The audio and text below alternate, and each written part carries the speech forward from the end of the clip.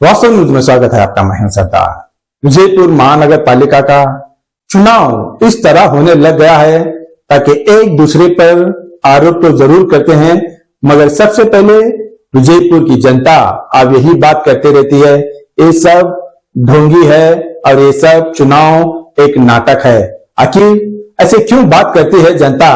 ताकि वो अपने अपने जो क्लोज फ्रेंड होते हैं, जो अपने जाने माने एक दोस्ती होती है और वहीं पर ये बातें होते हैं, अगर दूसरे पर बात होती है तो घबरा जाते हैं, क्योंकि आज का चुनाव के लोग कुछ अलग ही है, चेहरा कुछ अलग है, राजनीति अलग है, दिखने में कुछ अलग है और लगते कुछ अलग है। इसलिए ये कुछ राजनीति विजयपुर शहर का अलग अलग तरीके की अलग अलग राजनीति है। अब तो शहर के लोग नाक में दम यही हो गया है ताकि कब ये चेहरे बदल जाते हैं और कब ये दूसरे चेहरे आ जाते हैं अच्छे। अब तो चेहरे तो नहीं बदल पा रहे, मगर राजनीति दिन ब दिन बिगड़ती जा रही है और वो राजनीति है एक कर्नाटक में एक नाटक। अब तो यहाँ पर पहले तो यहाँ पर उपमेयर मेयर का जो चुनाव था, अब उस वक्त चुनाव पर ज्यादा से ज्यादा बीजेपी की सीट ही है। महानगर पालिका के चुनाव में जीत के आए हुए हैं, मगर वो कितनी सीटें हैं, 10 से 12 सीट होंगे समझो, या फिर कम तो नहीं है, मगर उतनी सीट होने के बावजूद भी कांग्रेस का सीट कैसे मेयर बन सकता है, ये सब जनता को पता है। ताकि उन्होंने आकर वन साइड चुनाव में वहां पर जीत हासिल की। अब वहां पर जीत हासिल करने के बाद कांग्रेस पक्ष के ही एक व्यक्ति अब वहां पर चुनाव में जो मेयर बन गए, तब वहां पर डोली बाजा लगाकर ना जाने धूमधाम से जब वहां पर चुनाव का जश्न बनाए कांग्रेस पक्ष के सभी पदाधिकारी सभी लोग मिलकर। अब यहां पर जो बीजेपी के बिना ही सपोर्ट के एक ऐसे फैसला हो सकता है, जो कांग्रेस पक्ष के एक महिला ने जीत के आ गई तो कैसे हो सकता है? तब इतने सीट होने के बावजूद भी कांग्रेस का सीट जीत के आना महानगर पालिका में एक नामुमकिन की बात है, मगर मुमकिन कैसे हो गया? अब तो यही कह रहे हैं सब लोग, एक नाटक है, दूसरा और कुछ भी नहीं है। अब दूसरी बार अब यहां पर चुनाव होने के बाद अब यहां पर मंत्री एमबी पाटिल ये कहने लगे हैं, किसी 3 व्यक्ति को ले जाकर शुगर फैक्ट्री में उनको कैद कर रखा है और उनको पैसे से खरीदा जा रहा है। यहां पर एमबी पाटिल का ये आरोप है। दूसरी तरफ बीजेपी के एमएलए बसवनगौड़ा पाटिल का अब वहां पर उन्होंने ये कह रहे हैं ताकि उनका ही एक कैंडिडेट चुन के आ गई है, वो भी महिला का नाम ले रहे हैं, ताकि अब यहां पर फिर से चुनाव आ गया है। कोई कह रहे हैं अभी कोर्ट का आदेश है, कोई कह रहे हैं बिना आदेश के ही ये चुनाव होने लग गया है। आखिर जनता यही कहने लग गई है, ये क्या नाटक चल रहा है कांग्रेस और बीजेपी के बीच? क्या ये जनता को गुमराह कर रहे हैं, या फिर जनता को क्या दीवाना बना रहे हैं, या फिर जनता के साथ क्या ये नाटकबाजी का खेल खेल रहे हैं? तो अब तो बीजेपी की ज्यादा सीट होने के बावजूद ये नामुमकिन है ताकि कांग्रेस का सीट बैठना, ये तो सभी जानते हैं, मगर इतने सारे सीट रहने के बावजूद कांग्रेस का सीट बैठता है तो ये कांग्रेस और बीजेपी दोनों भाई भाई जैसे ही है। ताकि ये दिखाने के मतलब ये कहते हैं कुछ बुजुर्ग लोग, हाथी के दांत खाने के कुछ और होते हैं और दिखाने के कुछ और होते हैं। और यहाँ पर ऐसी कौन सी जो हाथी है जो खा रहा है कुछ और दांत दिखा रहा है कुछ और? अब तो यहाँ पर इतना प्रॉब्लम हो गया है, विजयपुर शहर में चुनाव आता है, अब किसी को जीत के लाना और किसी को ना लाना ये सर दर्द की बात हो गई है विजयपुर शहर के लोगों को। अब कौन अच्छा है और कौन बुरा है ये पहचानने में सब जानते हैं, जानकर भी जनता अनजान रहती है, मगर इसलिए ताकि बोल भी नहीं सकती, इतनी भोली जनता है। चाहे कोई भी आए, विजयपुर शहर कहां सुधार पाए? अभी कैसे गलियां हैं, जैसे आप जानते हैं कई बार स्ट्राइक हो गया है, कई बार आंदोलन हो गए हैं, कई मेमोरेंडम दे चुके हैं कई गलियों में, मगर कौन कांग्रेस के आने के बाद भी नहीं सुधार हो गए, बीजेपी आने के बाद में भी नहीं सुधार पाए। आखिर कौन आने के बाद में सुधार जाएंगे? अब तो आप बीजेपी का कैंडिडेट बैठ जाएगा, अब वो बसवनगौड़ा पाटिल लखनऊ का कहना है, ताकि देखेंगे, ताकि बीजेपी आने के बाद में गलियों की हाल क्या होती है क्या नहीं है, अगले एपिसोड में जरूर देखेंगे। मगर तब तक के लिए आप देखते रहिए वास्तव न्यूज। विजयपुर शहर का आपके सामने करेंगे खुलासा जरूर। देखिए एक रिपोर्ट में।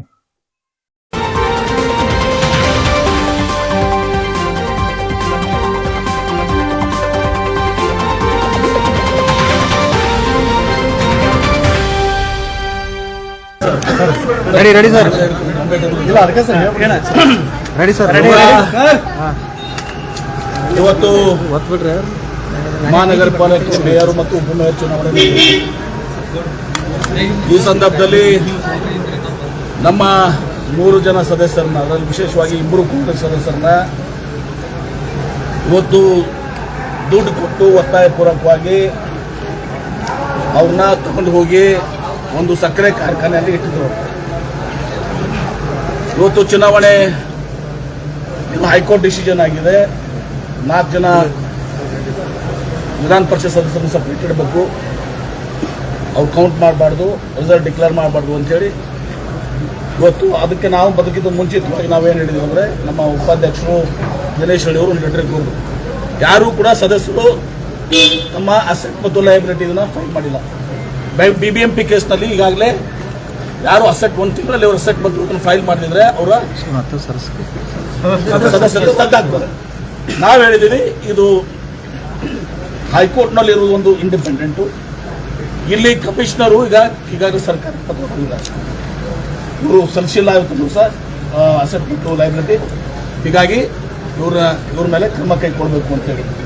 ಸೊ ಹೀಗಾಗಿ ಇವರು ಸದಸ್ಯರಲ್ಲ, ಈಗ ಅಧ್ಯಕ್ಷರು ಉಪಾಧ್ಯಕ್ಷರು ಇದೆಲ್ಲನೂ ಕೂಡ ಇದು ಸರಿ ಇಲ್ಲ ಇವತ್ತು ಸಹ ಕಾನೂನಾತ್ಮಕವಾಗಿಲ್ಲ, ಮುಂದೂಡಬೇಕು ಅಂತ ಹೇಳಿದ್ವಿ. ಉಪಾಧ್ಯಕ್ಷ ಆದಾಗ್ಲೂ ಕೂಡ ಅವರು ಓಟಿಂಗ್ ಮಾಡಿಸಿದ್ರು, ಎಲ್ಲರೂ ರೆಕಾರ್ಡ್ ಮಾಡ್ತೀವಿ ಅಂತ ಹೇಳಿದ್ರು. ಎಲ್ಲರೂ ನಾವೆಲ್ಲ ಹೇಳಿದ್ರೆ ರೆಕಾರ್ಡ್ ಮಾಡ್ತೀವಿ, ಎಲ್ಲರೂ ಪಾರ್ಟ್ ಆಫ್ ತಗೋತೀವಿ ಅಂತ ಹೇಳಿದ್ರು. ತದನಂತರ ಉಪಾಧ್ಯಕ್ಷಕ್ಕೆ ಬಂದಾಗ ಅಧ್ಯಕ್ಷದ ಓಟಿಂಗ್ ಮಾಡಿಸಿ ಸಪ್ರೇಟ್ ಇಟ್ಕೊಂಡಿದ್ದಾರೆ. ಉಪಾಧ್ಯಕ್ಷ ಬಂದ ಮೇಲೆ ಅವರು ಕೈ ಎಚ್ಚುವಂಥದ್ದು, ಪರನೂ ಕೈ ಎಚ್ಚಿದ್ರು, ವಿರೋಧನೂ ಅವರೆಲ್ಲರೂ ಕೈ ಎತ್ತಿದ್ರು. ಉಪಮೇಯರ್ಗೆ ಮತ್ತು ಪರ ಮತ್ತು ವಿರೋಧ ಕೈ ಎತ್ತರಲ್ಲ, ಸುಂದೋಲ ಪ್ರಕ್ರಿಯೆ ಸರಿ ಇರಲಿಲ್ಲ. ಹೀಗಾಗಿ ನಾವು ಅದನ್ನ ಚುನಾವಣೆನ ರದ್ದುಪಡಿಸಲಿಕ್ಕೆ ಚುನಾವಣೆ ಈಗ RC ಅವರು ಅನೌನ್ಸ್ ಮಾಡಿ ಚುನಾವಣೆ ಮುಂದೂಡಲಾಗಿದೆ ಅಂತ ಹೇಳಿದ್ದಾರೆ. ಸರ್, ಮತದಾನಕ್ಕೆ ಹಾಕೊಟ್ಟಿದ್ದಾರೆ ರವಿಕುಮಾರ್ ಅವರು ಹೇಳಿದ್ರು, ಹೈಕೋರ್ಟ್ ಮತದಾನಕ್ಕೆ ಹಾಕೊಟ್ಟಿದ್ದಾರೆ. ಅದು ಮತದಾನ ನೋಡಿ, ಅದು ಆಯ್ತು. ಇಲ್ಲಿ ಕಮಿಷನರು ಕೂಡ ಸರ್ಕಾರಕ್ಕೆ ಲೆಟರ್ ಬರೆದಿದ್ದಾರೆ. ನ್ಯಾಯಾಲಯನೂ ಕ್ರಮ ಕೈಗೊಳ್ಳಬಹುದು, ಕಮಿಷನರ್ ಸರ್ಕಾರಕ್ಕೆ ಸರ್ಕಾರಕ್ಕೂ ಅಧಿಕಾರ ಇದೆ. ಇನ್ ಬಿಟ್ವೀನ್ ಬಿಟ್ಟು ನಾನು ನ್ಯಾಯಾಲಯ ಬಿಟ್ಟು ಏನು ಕಮಿಷನರ್ ಲೆಟರ್ ಬರೆದಿದೆ ಸರ್ಕಾರನೂ ಕೂಡ ಅದ್ರ ಮೇಲೆ ನಿರ್ಣಯ ತಗೋತಾರೆ ಕಾನೂನಾತ್ಮಕವಾಗಿ. 1 ತಿಂಗಳಾಗ ಅವ್ರು ಕೊಟ್ಟಿರ್ಲಿಲ್ಲ ಅಂದ್ರೆ BBMP ಕೇಸ್ ಎಲ್ಲ ಇದೆ, ಸರ್ಕಾರನೂ ಕೂಡ ನಿರ್ಣಯ ಮಾಡ್ತಾರೆ. ಕೊಟ್ಟಿಲ್ಲಲ್ಲ, ಅದ್ರ ಪ್ರಕಾರ ಸರ್ಕಾರ ಕೂಡ ನಿರ್ಣಯ ಸರ್ಕಾರಕ್ಕೂ ಕೂಡ ಹಾಕಿದೆ. ಬರೀ ಸುಪ್ರೀಂ ಕೋರ್ಟ್ ಹೈಕೋರ್ಟ್ ಅಷ್ಟೇ ಅಲ್ಲ, ಅವ್ರಿಗೂ ಅಧಿಕಾರ ಇದೆ. ಹೈಕೋರ್ಟ್ ಎಲ್ಲ ರೀತಿಯ ಅಧಿಕಾರ ಇದೆ. ಸರ್ಕಾರಕ್ಕೂ ಏನಿದೆ, ಕಮಿಷನರ್ ಪತ್ರ ಬರೆದಿದ್ದಾರೆ, ಅದ್ರ ಮೇಲೆ ಸರ್ಕಾರ ನಿರ್ಣಯ ತೆಗೆದುಕೊಳ್ತಾರೆ. ಈ ಮಧ್ಯೆ ಅವರು ಆ ಗೊಂದಲವನ್ನು ಸೃಷ್ಟಿ ಮಾಡಿ ಪರ ವಿರೋಧಿ ಆಡಳಿತ ಮೇಲೆ ಚುನಾವಣೆಯನ್ನು ಮುಂದೂಡ್ತೀವಿ ಅಂತ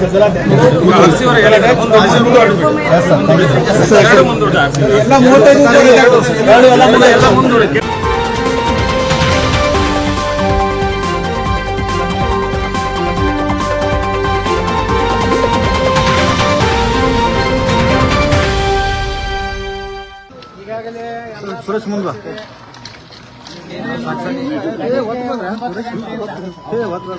ನಾಮಪತ್ರ ಸಲ್ಲಿಕೆಯ ಕಾರ್ಯಕ್ರಮದಿಂದ ಹಿಡಿದು ನಮ್ಮ ಉಪಮಹಾಪೌರ ಅಭ್ಯರ್ಥಿಗಳಾದಂತಹ ಶ್ರೀಮತಿ ಸುಮಿತ್ರಾ ಜಾಧವ್ ಅವರ ಪರವಾಗಿ ಮತ ಹಾಕುವವರಿಗೆ ಎಲ್ಲ ಚುನಾವಣೆ ಇದರ ಅರ್ಥ 90% ಎಲ್ಲ ಪ್ರಕ್ರಿಯೆ ಮುಗಿದಿದೆ. ಮಾನ್ಯ ಚುನಾವಣೆ ಅಧಿಕಾರಿಗಳು ಏನು ಹೇಳಿದ್ರು, ನಮಗೆ ಸ್ವಲ್ಪ ಗೊಂದಲ ಆಗ್ತಾ ಇದೆ, ಸ್ವಲ್ಪ ಸಭೆಯನ್ನು ಮುಂದೂಡಿದ್ದೀನಿ ಅಂತ ಇಷ್ಟೇ ಹೇಳಿದ್ರು. ಸಹಜವಾಗಿ ಒಂದು ಚುನಾವಣೆ ಪ್ರಕ್ರಿಯೆ ಪ್ರಾರಂಭ ಆದಮೇಲೆ ನ್ಯಾಯಾಲಯದ ಸ್ಪಷ್ಟ ಆದೇಶ ಇದ್ದಾಗ ಪೂರ್ಣ ಪ್ರಮಾಣದ ಎಲ್ಲ ಪ್ರಕ್ರಿಯೆಗಳನ್ನು ಮುಗಿಸಬೇಕು.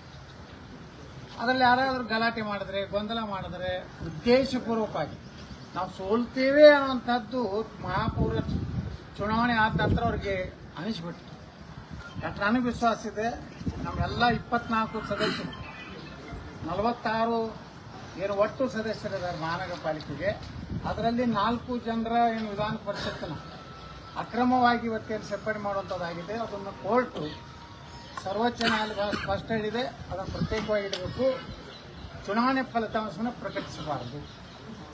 ಆ ಹಿನ್ನೆಲೆಯಲ್ಲಿ ಇವತ್ತು ಚುನಾವಣೆ ನಡೀತಾ ಇದೆ. ಏನು ನಮ್ಮ ಉಪಮಹಾಪೌರರ ಪರವಾಗಿ 24 ಮತಗಳು 46 ಪೈಕಿ ಮತದಾನ ಆಗಿದೆ. ನಾವೆಲ್ಲ ಅದಕ್ಕೆ ಸಹಿ ಮಾಡಿದ್ದೀವಿ. ಮುಂದೆ ನಮ್ಮ ಮಾನ್ಯ ಚುನಾವಣಾಧಿಕಾರಿಗಳು ಅವರು ಜಿಲ್ಲಾ ಉಸ್ತುವಾರಿಗಳ ಒಂದು ಒತ್ತಡಕ್ಕೆ ಮಾಡೋದು, ಅವರ ಒಂದು ಜಿಲ್ಲಾ ಒಬ್ಬ ಉಸ್ತುವಾರಿ ಸಚಿವರು ಹಿರಿಯ ಸಚಿವರಾಗಿ ಅಧಿಕಾರಿಗಳ ಮೇಲೆ ಎಷ್ಟೊಂದು ಒಂದು ರೀತಿ ಪ್ರೆಷರ್ ಮಾಡಿದ್ರಂದ್ರೆ, ನಮ್ಮ ಸರ್ಕಾರ ಇದೆ, ನಾವು 35 ಮಂದಿನೂ ನಾವು ಡಿಸ್ಕ್ವಾಲಿಫೈ ಮಾಡೋ ಶಕ್ತಿ ಇದೆ ಅನ್ನುವಂಥ ಭಯ ಹುಟ್ಟಿಸಿ ಅಧಿಕಾರಿಗಳು ಸಹ ಗೊಂದಲಕ್ಕೀಡಾಗುವಂಥ ಪರಿಸ್ಥಿತಿ ನಿರ್ಮಾಣ. ಆ ಹಿನ್ನೆಲೆಯಲ್ಲಿ ನಮ್ಮ ಚುನಾವಣೆ ಅಧಿಕಾರಿಗಳು ಕೆಲವು ಸಮಯದವರೆಗೆ ಮುಂದೂಡಿದ್ದೇನೆ ಹೇಳ್ತಾರೆ ಹೊರತು ಎಲ್ಲೂ ಸಹ ಇಡೀ ನಮ್ಮ ಉಪಮಹಾಪೌರ ಚುನಾವಣೆಯನ್ನು ಮುಂದೂಡಿದ್ದೇನೆ ಅಂತ ಹೇಳಿಲ್ಲ. ಅದಕ್ಕಾಗಿ ನಾವೇನು ಭಾರತೀಯ ಜನತಾ ಪಾರ್ಟಿ ಮತ್ತು ಬೆಂಬಲಿತ ನಮ್ಮ ಅಭ್ಯರ್ಥಿಗಳ ಏನೋ ಸದಸ್ಯರಾದ ಮಹಾನಗರ ಪಾಲಿಕೆ ಸದಸ್ಯರು ಸುಮಾರು ಈಗ 5 ಗಂಟೆ 27 ನಿಮಿಷದವರೆಗೆ ಕಾದಿವಿ. ಚುನಾವಣಾಧಿಕಾರಿಗಳು ಬರ್ತಾರೆ, ನನಗೆ ವಿಶ್ವಾಸ ಇದೆ 5:30 ಗಂಟೆಗೆ ಒಳಗಾಗಿ ಪ್ರಕ್ರಿಯೆ ಮುಗಿಸಿ ಮಾನ್ಯ ಉಚ್ಚ ನ್ಯಾಯಾಲಯಕ್ಕೆ ಸಂಪೂರ್ಣವಾದಂಥ ಶೀಲ್ಡ್ ಏನು ಚುನಾವಣೆ ಏನೇನು ಆಗಿದೆ ಪ್ರಕ್ರಿಯೆ ಅನ್ನೋದನ್ನು ಕೊಡ್ತಾರಂತೇಳಿ ವಿಶ್ವಾಸ ಇಟ್ಟಿದ್ದೀವಿ. ಅವರು ಬರಲಿಲ್ಲ. ಅನಿವಾರ್ಯವಾಗಿ ಚುನಾವಣೆ ಪ್ರಕ್ರಿಯೆಯನ್ನು ಅರ್ಧಕ್ಕೆ ನಿಂತಿದೆ.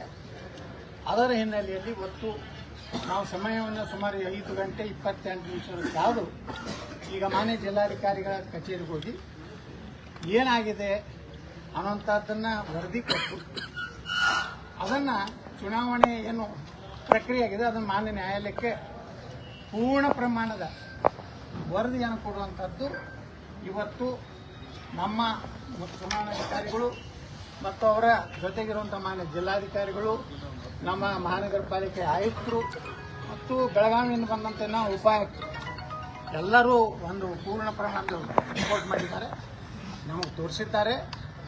ಮತ್ತೆ ಈ ಚುನಾವಣೆ ಬಗ್ಗೆ ನಾಳೆ 29ನೇ ತಾರೀಕಿಗೆ ಮಾನ್ಯ ನ್ಯಾಯಾಲಯ 3 ಒಂದು ತೀರ್ಪು ಕೊಡಬೇಕಾಗಿದೆ.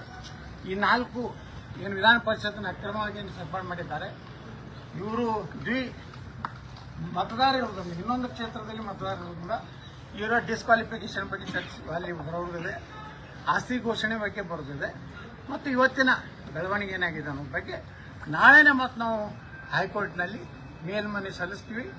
ನಮ್ಮ ವಿಜಯ ಆಗಿದೆ. ಭಾರತೀಯ ಜನತಾ ಪಾರ್ಟಿ ಐತಿಹಾಸಿಕ ನಾವು 2 ಮತದಲ್ಲಿ ಗೆಲ್ತೀವಿ.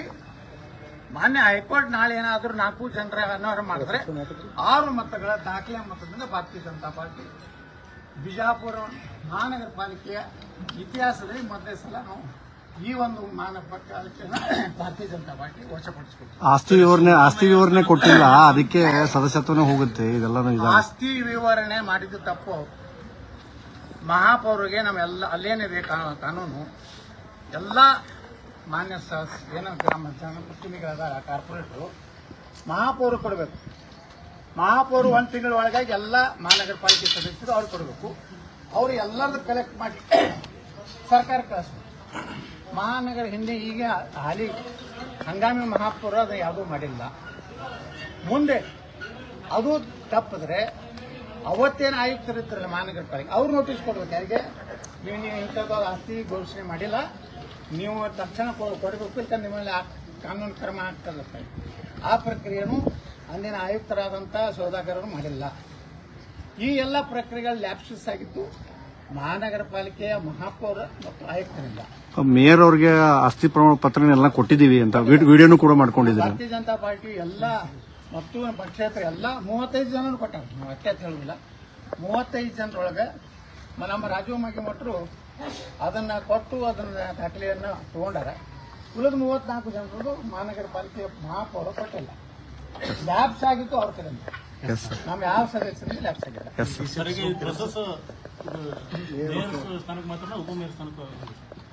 ಮೇಯರ್ನು ಆಗೈತಿ, ಉಪಮೇಯರು ಆಗೈತಿ. ಯಾವುದು ಇವ್ರು ಏನೂ ಮಾಡ್ಲಕ್ ಬರುದಿಲ್ಲ. ಈಗ ಚುನಾವಣಾ ಅಧಿಕಾರಿ ಉಪಮಹಾಪೌರದೂ 24 ಹೋಟ್ ಬಿದ್ದಾವ್. ನಾವೆಲ್ಲ 24 ಭಾರತೀಯ ಜನತಾ ಪಾರ್ಟಿ ನಮ್ಮ ಬೆಂಬಲಿತ ಸದಸ್ಯರು ಹೋಟ್ ಹಾಕೀವಿ. ಅವ್ರು ಎಲ್ಲಿ ತಪ್ಪ್ಯಾರ ಅಂದ್ರೆ ಮುಂದಿನ ಪ್ರಕ್ರಿಯೆ ಮಾಡಿಲ್ಲ. ಒಮ್ಮೆ ದಿಢೀರ್ನ ಕೊನೆಯ ಪ್ರಕ್ರಿಯೆ ಮಾಡಿದ್ದಾರೆ. ಏನ್ ಮಾಡ್ಯಾರಪ್ಪ ಅಂದ್ರೆ ಏನು ನಮ್ಮ ಚುನಾವಣಾಧಿಕಾರಿಗಳು ಶ್ರೀಮತಿ ವಿಮಲಾ ಮೊಹಮ್ಮದ್ ರಫಿ ಕಾಣೆ ವಿರೋಧ ಇರೋರು ಕೈ ಎತ್ತಬೇಕಂತ ಹೇಳಿ ಅವಾಗ ನಾವು ಎಲ್ಲ 24 ಜನ ಕೈ ಎತ್ತಿ. ಯಾರ್ದು ಲ್ಯಾಪ್ಸಸ್ಸು? ಚುನಾವಣಾ ಅಧಿಕಾರಿ ಲ್ಯಾಪ್ಸಸ್, ನಮ್ದು ಏನೂ ಇಲ್ಲ. ಅದರ ಅರ್ಥ ವಿಮಲಾ ಕಾಣೆ